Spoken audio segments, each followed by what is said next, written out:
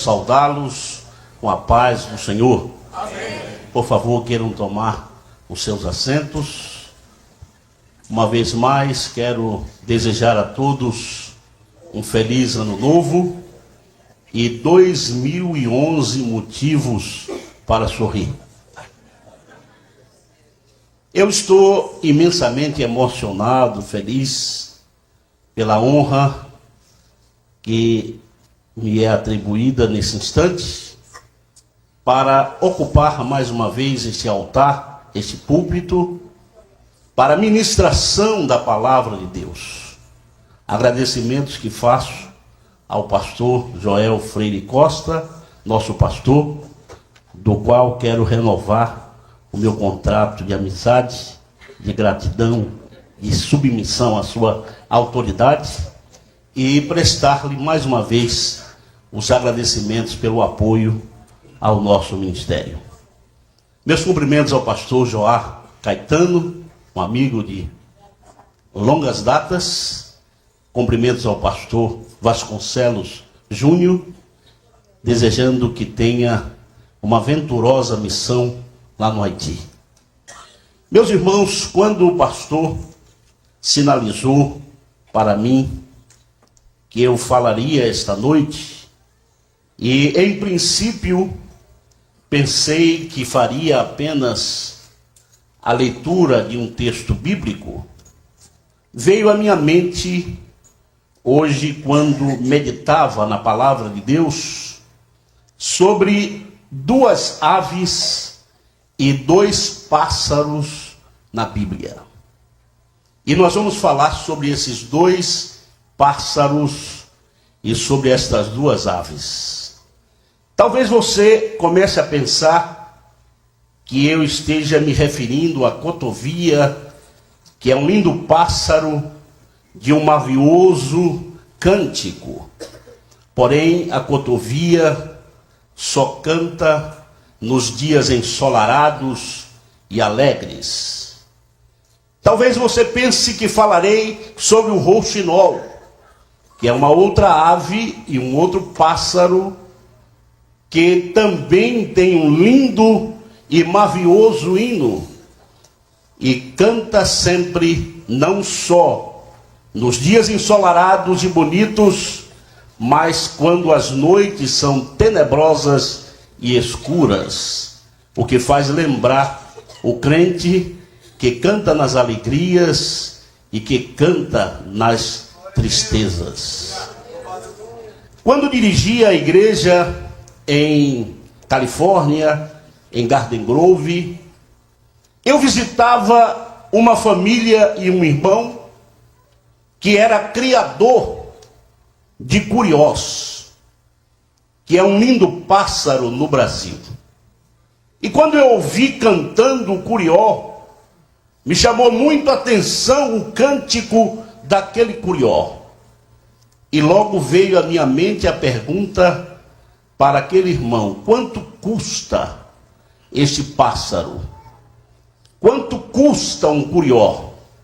E ele me disse: pastor, o senhor vai ficar impressionado e talvez alarmado, que eu tive que dar $30 mil em um curió no Brasil e o dono não quis me vender. Mas eu não vou falar sobre o curió, não vou falar sobre a sabiá, não vou falar sobre o canário belga, que é tão doméstico e tão conhecido. Você quer conhecer esses dois pássaros? Ele está num recital de paz e de comunhão que encontramos na pérola dos Salmos 84, que fala do nosso diálogo, ou diálogo da alma. Salmos 84, verso 3, diz assim: até o pardal encontrou casa, e a andorinha ninho para si e para a sua prole junto dos teus altares. Senhor dos exércitos, Rei meu e Deus meu. Este cântico, ele vem de uma composição literária dos Salmos, referindo-se aos filhos de Coré ou de Corá, levitas que serviam a Deus no santuário, e dirigia-se sempre ao mestre mor da sinagoga e do santuário nos seus salmos. É um recital de paz, é um recital de comunhão.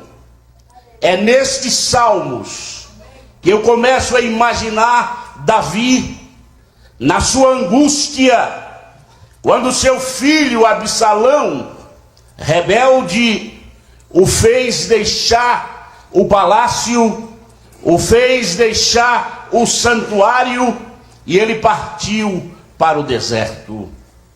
Davi começou a olhar para o santuário e para o templo, e contemplou o pardal e a andorinha que faziam ninho no santuário de Deus.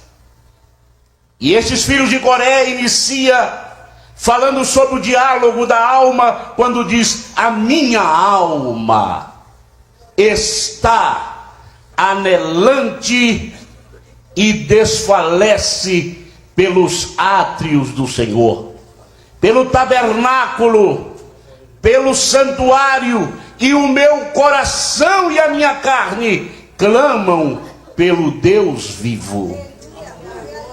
Estes levitas destacam no verso 3, que será objeto de nossa reflexão e de nossa mensagem, 3 importantes títulos de Deus. Eles começam dizendo: Senhor dos exércitos. Segundo, eles dizem: Rei meu. E em terceiro lugar, Deus meu. Será que você, esta noite, pode declarar, assim como os filhos de Coré para o cantor Mó, esta mesma expressão? Digam comigo: Senhor dos exércitos. No Salmos 46 está escrito assim: o Senhor dos exércitos está comigo.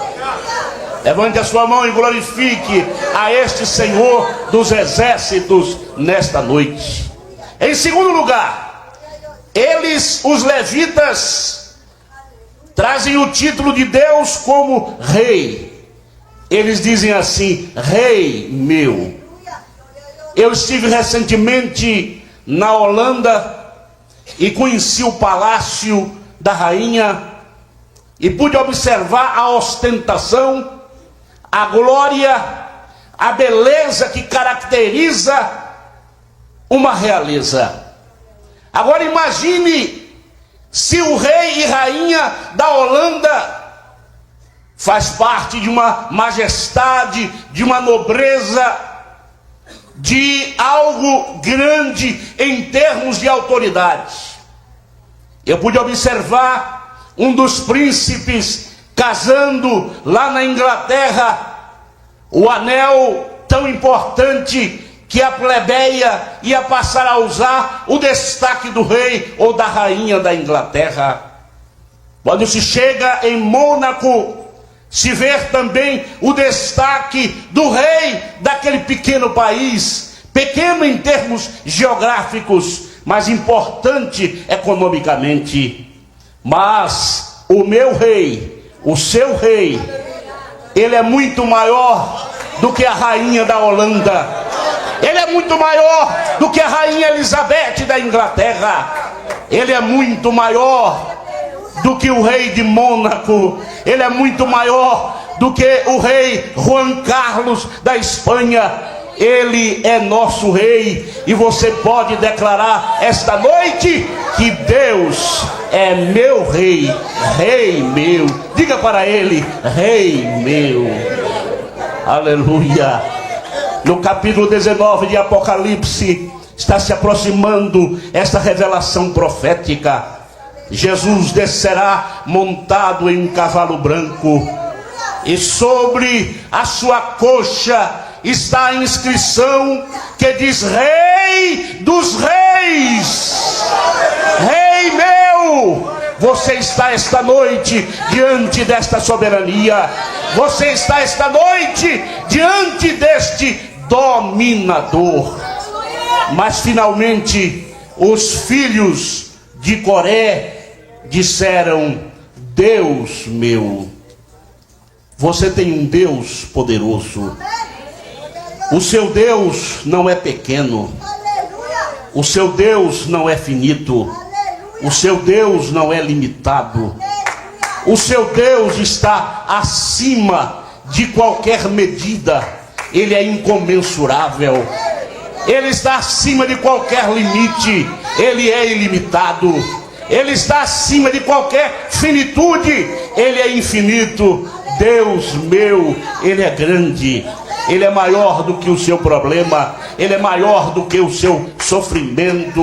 Ele é maior do que a sua angústia. Ele é maior do que o seu problema. Ele é maior do que a sua adversidade. Ele é maior do que as circunstâncias que envolvem a sua vida. Você esta noite não tem motivo para estar depressivo, para estar triste. Você tem um Deus grande e poderoso. Diga esta noite: Deus meu. Diga de novo: Deus meu. A palavra meu é possessivo, mas diga com a alma, com o coração, como os filhos de Coré: Deus meu. Você pode sentir que este Deus está aqui esta noite. Ele é grande, Ele é poderoso. Ele está no Japão, mas está aqui nos Estados Unidos. Ele está no Brasil. Ele é grande. Ele está no universo, mas Ele está dentro de nós. Ele está aqui através da sua palavra. Ele se comunica com você esta noite, e a sua presença é real. Se pudéssemos falar esta noite sobre os atributos absolutos da divindade, mas nós ficaremos nos dois pássaros. Vamos ficar com o pardal e vamos ficar com a andorinha. É uma pérola dos salmos. É um dos mais preciosos salmos da Bíblia. E aqui diz: até o pardal encontrou casa. Por que não diz até o curió? Por que não diz até o canário? Por que não diz até a sabiá? Por que não diz o pabacapim, conhecido lá no estado da Bahia, o coleirinha? Por que não diz aqui uma ave poderosa como a águia ou o côndor da Cordilheira dos Andes? Não. A Bíblia diz aqui o pardal. Por que o pardal? Logo o pardal. Eu não conheço colecionador de pássaros que tenha na gaiola ou na sua exposição pardal. Vocês já foram a Miami, a Orlando ou alguma cidade da Flórida para assistir uma exposição de pardais? Quando eu falo em curió, eu estou falando de um pássaro que tem raça pura, que tem pedigree, que tem identidade, que tem até certificação. Mas eu pergunto: você já viu algum pedigree de pardal? Não existe certidão de nascimento para o pardal. Eu não conheço colecionador de pássaros que tenha na sua casa: pastor Eliel, eu estou criando em casa um lindo pardal. Nunca ouvi ninguém dizer isso. Mas a palavra de Deus diz aqui, olha, até o pardal. Amém. até o pardal encontrou casa. Aleluia! Sabe o que isso significa, irmãos? Que pardal é uma ave desprezível, é uma ave vil, insignificante. Ninguém gosta de pardal, ninguém aprecia pardal. Quanto você dá por um pardal? How much? Olha, já estou aprendendo a falar inglês. Quanto você dá por um pardal? $1? 50 centavos? Aquele irmão disse que no Curió dava $30 mil. E o pardal? O pardal é um pássaro de menos valor. Mas eu quero lembrar que esta ave chamada pardal, ela possui algumas necessidades. Primeiro, o pardal precisa de ninho. Ninho fala de moradia, de habitação. O pardal precisa de alimentos. Lembra-se que Jesus falou do pardal? Mais valeis vós do que todos os pardais, do que todos os passarinhos. O pardal precisa de descanso. O pardal precisa de deleite. O pardal precisa de sociedade. O pardal, se fosse gente, precisava de Facebook, de Orkut, porque precisava viver em sociedade, em grupos, em ajuntamentos. Mas o pardal também precisa de proximidade. Sabe o que isso significa, irmãos? O que éramos nós? Nós éramos pardais. Nós não tínhamos nenhum valor. Éramos desprezados pela sociedade, pelo mundo. Não tínhamos aparência, não tínhamos celebridade. Éramos vil e insignificante. Nós não tínhamos nenhum valor. Mas um dia Jesus me encontrou. Jesus te encontrou. Jesus nos alcançou. E quando Jesus nos alcançou, aí mudou a nossa vida. Agora a Bíblia diz que nós fomos comprados por um bom preço. Glorificai, pois, a Deus. Você tem um valor infinito. Você tem um valor inestimável. Nada pode cobrir o valor da sua vida. Você que era um pardal, hoje você é um príncipe. Você é um filho de Deus. Você é lavado pelo precioso sangue de nosso Senhor Jesus Cristo. Hoje você está aqui com os seus pecados perdoados, com o seu nome escrito no livro da vida. Você não é mais vil, você não é mais insignificante, você agora é importante, você agora é nobre, você agora é ilustre. E quem fez isto? Jesus, quando o alcançou através da graça de Deus.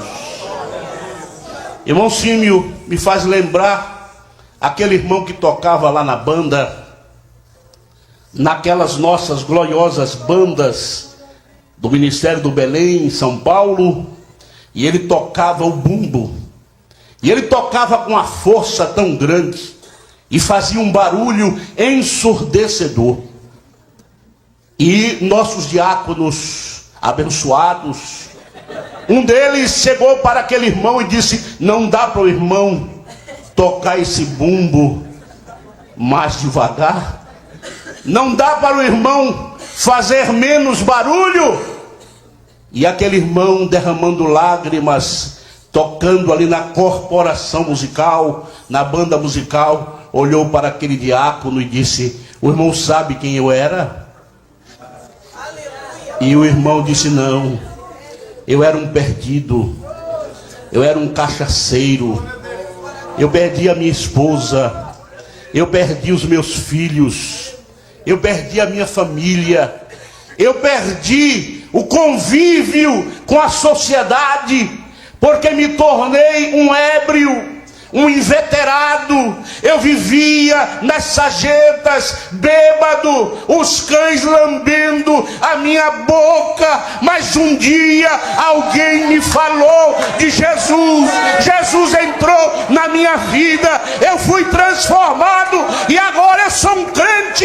E quando eu estou tocando aqui, eu tenho vontade de arrebentar o couro desse bumbo. Levante a sua mão, glorifique a Deus. Aleluia! Você tem um grande valor para Deus. Aleluia! O pardal encontrou casa, o pardal encontrou ninho, o pardal encontrou moradia. É por isso que o crente quer morar na igreja. Ele vem sábado, ou de sexta para sábado. Ele vem sábado, ele vem domingo. Se tiver culto amanhã, ele volta novamente e vem cantando. Alegrei-me quando me disseram: vamos à casa do Senhor. E ele começa a dizer: mais vale um dia nos teus átrios do que em outra parte mil. Preferiria estar à porta da casa do meu Deus a habitar nas tendas da impiedade. Estamos esta noite em descanso, porque estamos nas promessas de Deus. Estamos esta noite em sociedade, porque agora todos nós somos irmãos. Rico e pobre somos irmãos. Brancos e pretos somos irmãos, ou negros. Amarelos e vermelhos somos irmãos. Nordestinos ou sulistas somos irmãos. Aleluia! Nós vivemos em organização, em sociedade. Agora podemos apertar a mão do nosso irmão. Eu estava ouvindo os testemunhos aqui na passagem do ano e me lembrei que lá na igreja de Belém do Pará tem um irmão que é presbítero e ele é sargento do exército. E naquela mesma igreja tem um irmão coronel e ele é diácono na igreja.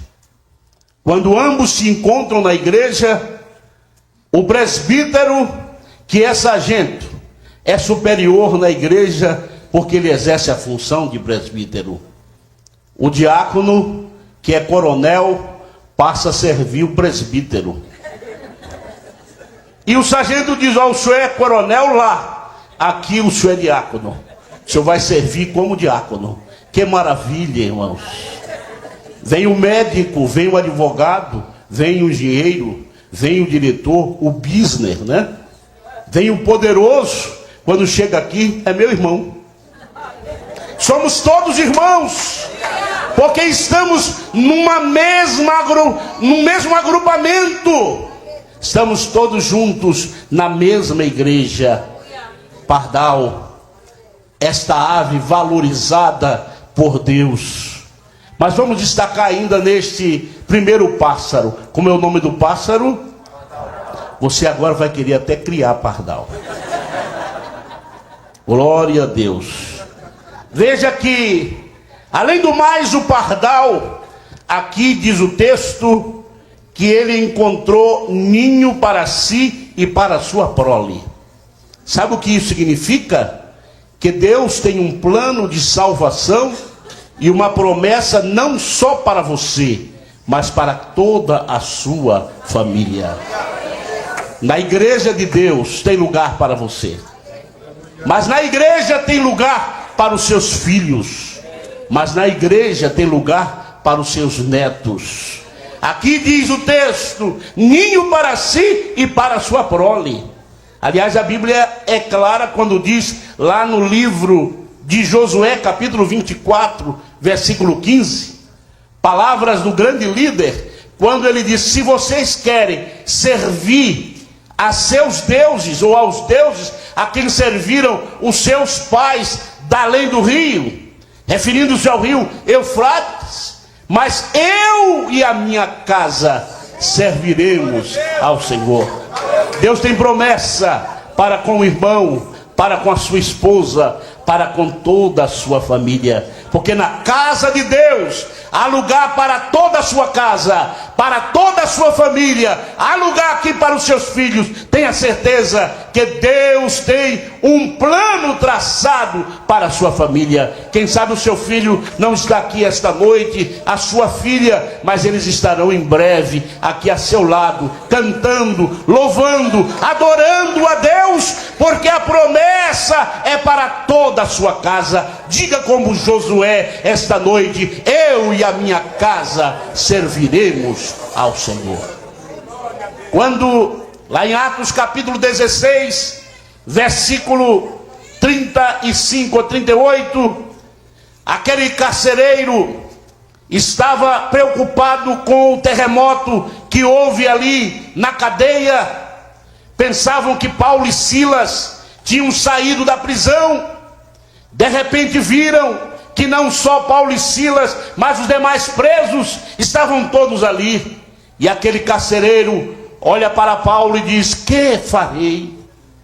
E as palavras de Paulo foram: crê no Senhor Jesus Cristo e serás salvo, tu e a tua casa. Tenha certeza, meu irmão, que na casa de Deus, no santuário de Deus, há lugar, há refúgio, há descanso, há habitação para você e toda a sua família, pois não existe outro lugar melhor do que a casa de Deus, o lugar onde mantemos a comunhão com o nosso Deus.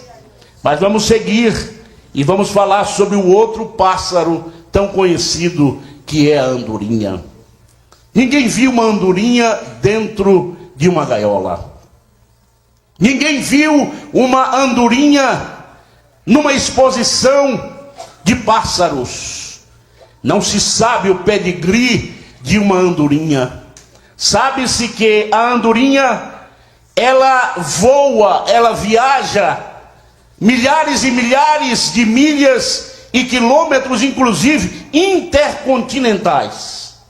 Porque a andorinha é conhecida como um pássaro sem sossego, um pássaro de arribação, um pássaro que nunca está totalmente preso a um determinado lugar. A andorinha é chamada de o pássaro da liberdade. A andorinha, ela procura viajar por muitos lugares, mas acontece que neste recital os filhos de Coré disse: até a andorinha encontrou casa e ninho para si e para a sua prole.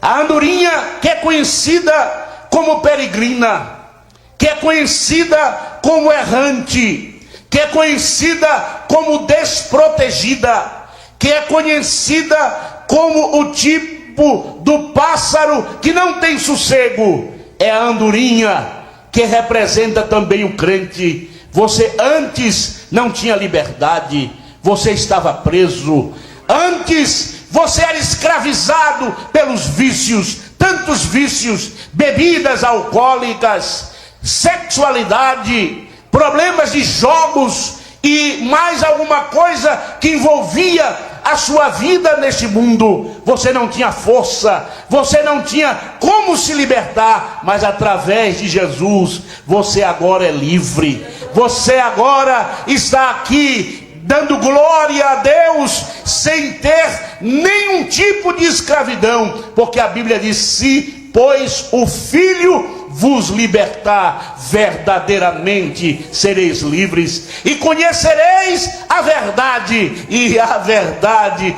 vos libertará. Agora você é livre, você é livre, você é livre não para pecar, você é livre não para viver escravizado, você agora é livre para servir a Deus. Você não é mais errante, embora continue peregrinando, porque a nossa terra não é aqui, a nossa terra é no céu, a nossa pátria está em cima. Nós estamos aguardando o dia quando deixaremos esta cidade e passaremos para uma cidade cujo arquiteto não é Niemeia, cujo arquiteto não é o maior engenheiro dos Estados Unidos, cujo arquiteto é o próprio Deus. Ele preparou esta cidade para nós. Vale a pena viver peregrinando neste mundo, não tendo habitação certa, moradia certa, mas nós estamos em direção para a nossa pátria. Nós estamos cantando sobre a beleza desta pátria nesta noite. Você, meu irmão, é esta andorinha que vivia em arribação, que vivia de continente em continente, mas agora você está livre. Você é o pássaro da liberdade. Eu agora sou livre, eu pertenço a Deus. Eu posso cantar que os meus pecados foram perdoados.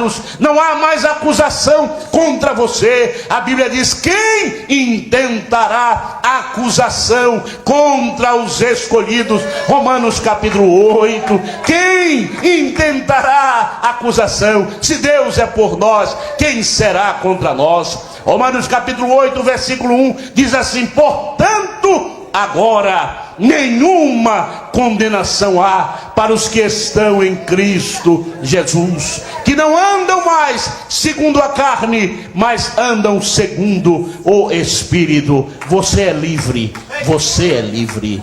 Olhe para o seu irmão que está ao lado e diga para ele: você é livre. Você não é prisioneiro, você não é escravo, você é livre para servir a Deus.